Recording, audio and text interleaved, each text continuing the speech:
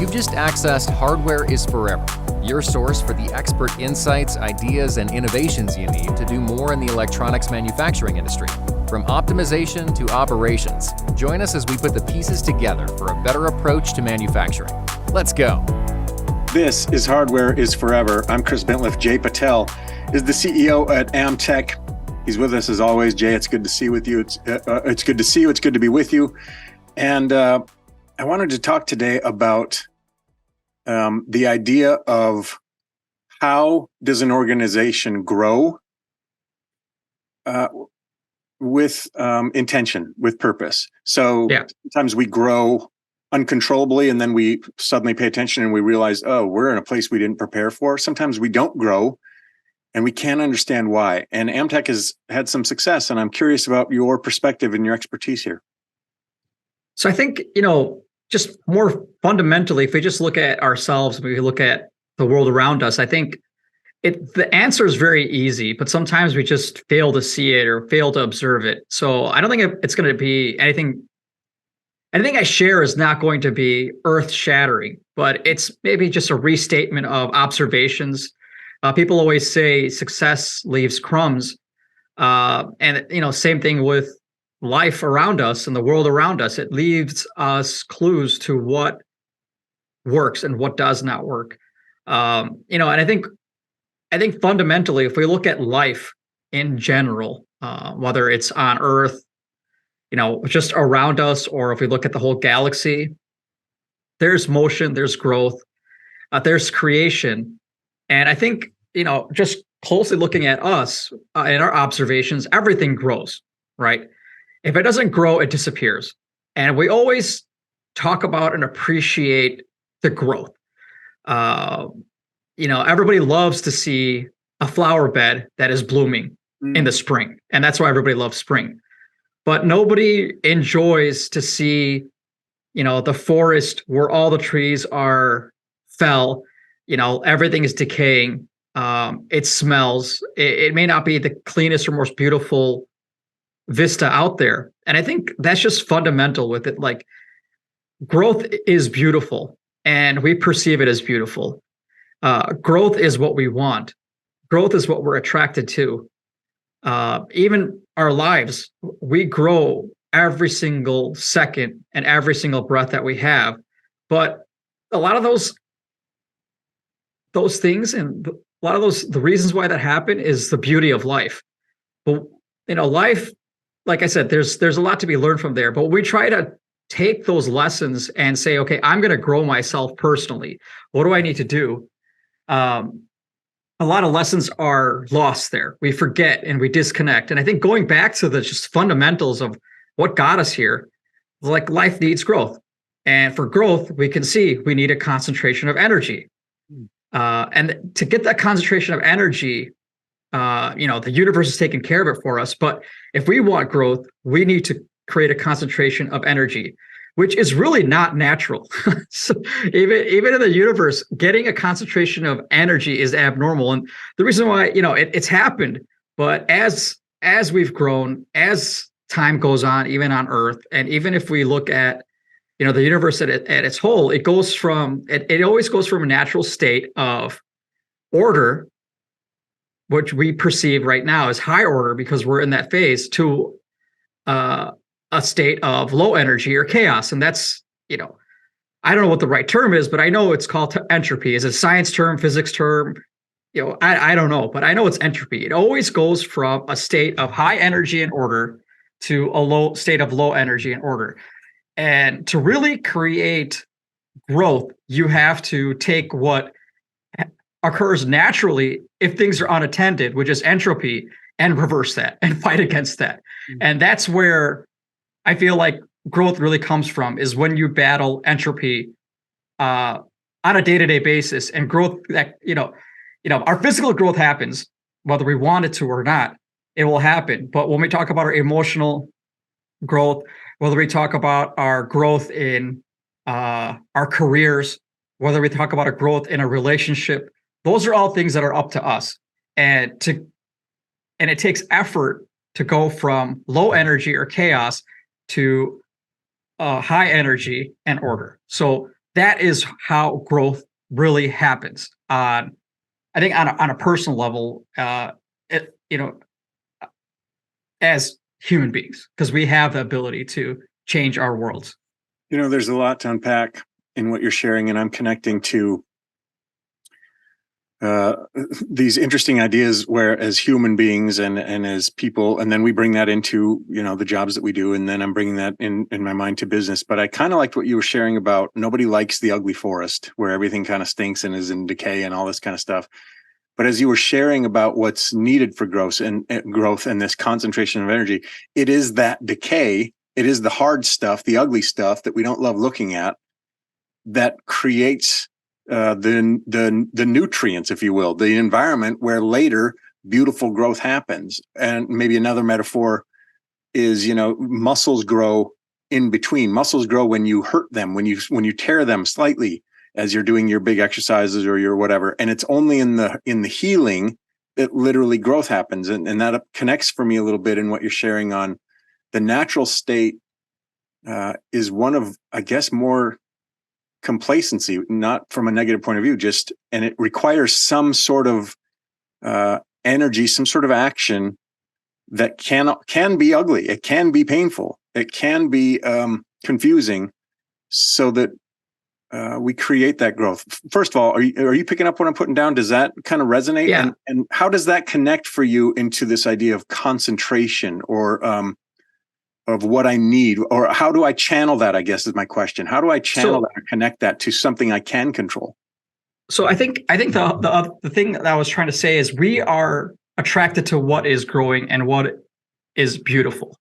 And what is beautiful is when we see life expanding. Like, we enjoy that. We like puppies. We like babies. We like blooming flowers, right? Like, somehow we're intrinsically attracted to those things. Now, is the ugly forest? We may not be attracted to it, but is it to be respected as much as the life that we see growing? Absolutely. Is that needed? Absolutely, it's needed. And as we create, we need the inspiration from life, from looking at a child or looking at a puppy or looking at the flowers and really saying, okay, there is more. Life is beautiful. And then we go back and say, okay, let's make life beautiful. And then our starting point may be a field of grass, or our starting point may be, a stinky forest. But we can transform that into something that is beautiful, that is full of growth, that is full of life. But to get there, there's a lot of focus. And to get there, you have to have this sustained over a time period, and you need to scale it in the sense you use time to scale it, or you need people to scale it. And when that happens, to be committed to something that long, or to have a number of people committed to something, to create something, to create that growth, you need to bring people together. You need to get them on the same page. You need to working together. And I think, as an organization, as an individual and an organization, it all comes back to culture. Yeah. Core values, purpose. If you can get yourself to believe in, identify your core values and get a purpose, that will give you sustained commitment to be able to generate growth over a long time period, or over n number of people who are working on a purpose together. And you extrapolate that even more, specifically talking about business, is if you want your company to grow, if you want your organization to grow, you need to have a clear culture. You need to develop a culture that is rooted in core values and with a purpose. Otherwise, things will go to chaos. If left to the devices and the laws of nature, everything will go to chaos, which is entropy. I love that. So you've kind of established here's the environment needed for growth. And we talked in our previous episode about the core values and culture, and especially how important it is for your even just existence, but decision making and kind of way of conducting yourselves at Amtech. So with that understanding of that sort of environment, what do I need to grow? So if I've got kind of this, if I feel like I've got those things some sort of way in hand, I'm getting to your analogy about this concentration of energy. What does that mean for me from a business perspective? What can I do or manage or control in that? So I think, once we have the core values set, once we have the purpose set, I think then you got to work it. And as an organization, whether, you're a company, you're a family, you're a nonprofit, you're a household, whatever it may be, you do need these things. First, you need intentionality. Like, okay, we're going to work in this particular manner to build that concentration of energy, to build that growth. Then you need a commitment level. Like, okay, we're going to intentional to this. We're going to commit to this. We're going to communicate this, maybe even over communicate what we are and why we need to build a culture. We're going to go in a particular direction for a particular time. And then in that direction, while we're going on that direction or going on that path, we need the grit to stay on there. Because like you said, like, growth is painful. Like, when you go work out, nobody feels better the next day after they go work out, even when they, like, it just doesn't happen. Like, no pain, no gain. And I think when you're going on that, there are going to be painful episodes. There are going to be unpleasant episodes, but to stay on that path, you need grit. And reiterating the purpose, reiterating the core value will build that culture, will help you stay on that path, and will help you develop that grit that's required. I hear you also saying it takes a lot of discipline. You gotta stay focused on that. You have to be unwilling to move or to get distracted, or at least self-aware when that does happen, so you can bring yourself back. As the CEO, where do you feel like your responsibilities in that exist? Is it to the proverbial sort of engineer, I'm going to keep the train on the tracks, or is it to make sure that the others on the team have whatever empowers them so that they're naturally staying on the tracks? Or maybe it's something else. So, first of all, I have to set the example. Like, I have to say, guys, I really want to do this, but that doesn't go along with the direction that we're going. And I guess I'm just not going to do it. I think, being the first one to say, no, this takes us off our path, this takes us off our direction, being the first to say, thank you for listening to me and saying no to me. This is what the organization needs, because these are the goals that we want to achieve, and this is the growth that we want to attain. I think the first, just acknowledge that and be the first one in that. Say, when things get tough, to not, like, we always have it. Even for us, we always have this thing: when things get tough, we go to our old bad habits. When we're trying to develop good habits, like, like I want to control my diet, so I'm gonna not eat as much sugar, not eat as much fat.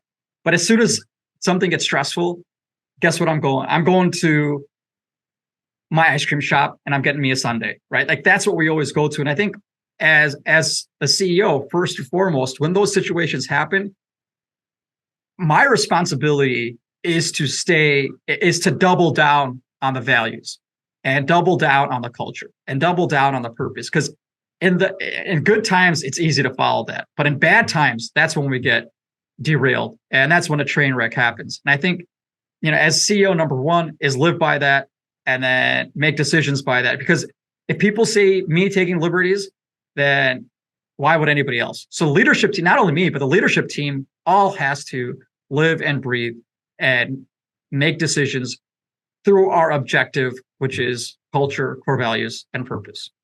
I love what you shared around being able to be open and to acknowledge to others, like, okay, I had this idea, but I can see, team, thank you for pointing out to me, this is the decisions that we made to move in this direction. We all got to be there. There's an element of humility that you're introducing there that I really like, which is another cultural thing where we all can communicate. We can all share in the vision. It's not fear driven. It's not something where one person sort of suddenly changes direction in the middle of the travels, and everybody's sort of expected to scrounge and get along. Tell me, what is the connection there for you in what stops growth? Like, you helped us understand what we need for growth.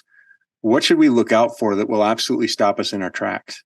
I think, one thing is, again, what to do, right? Because we could just observe nature and see where growth comes. It really comes from environments. Like where does a banana tree grow? Mm-hmm. Right? It can't grow in North America. It has to be the right environment, right? You have to go to a tropical place. Where do flowers grow? It has to go to, the weather has to be right, the rain has to be right. And I think when we observe and we try to make things happen that the environment is not ripe for, that's when we tend to fail. And I like to just to keep myself in check. I always go back to the word hubris. Like, do I feel like I'm smarter than the rest of the world? Like, do I think I can grow bananas in Michigan? Yes or no? My hubris will make me buy, 50 to 100 acres and plant banana trees in the summer, and I will fail. Absolutely, because that's not the right environment. So I feel like not having that hubris, keeping that in check, listening to in business, listening to team members, listening to the market, listening to your customers will allow you to grow. Jay Patel is the CEO at Amtech and sharing a lot today around the energy needed for growth. What a great conversation, and as always, interesting ideas. But for me, there's a lot to connect on business realities, business intentionality, business growth, and just how I'm showing up as a person, which you continue to bring up in each of our conversations. Who are you showing up as? Because that's going to be reflected in the environment and circumstance. Yeah, I mean, at the end of the day, a business is a person business. And it's a problem-solving business. So I could say that I build electronics, but really, I interact with people. I solve their problems. We get together as a team and solve, our customers' problems, and we leverage the talent of the people that we have here, the talent of our supplier base, and really create great relationships and create that culture and create that growth. Thank you, Jay. I'm looking forward to our next conversation. All right. Thanks for joining us. And a special thanks to our subscribers and followers. Consider becoming one today wherever you get your podcasts or on YouTube.